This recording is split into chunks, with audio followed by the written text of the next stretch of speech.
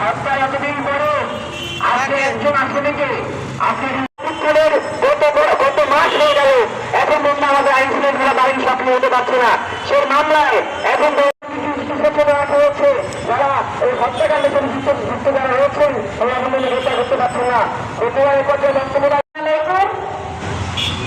রমজান মাস আজকে এইখানে মানববন্ধন দাঁড়াতে আসলে আমাদেরও কষ্ট হচ্ছে। তো 20শে ফেব্রুয়ারি এই হয় হওয়ার পরে তারা আমাদের উপায় যে তোমরা টাকাদের দোকানো তোমাদের মেয়ের মারে নাই কোন গাছ নাই কোনো কিছু নাই এই প্রশাসন আমাকে বলে কখনো নাকি আমরা বুঝি না।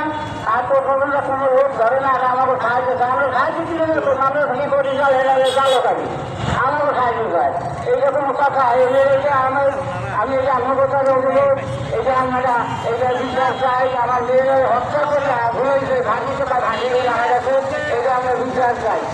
আর কি বলবো বলেন আমার কথা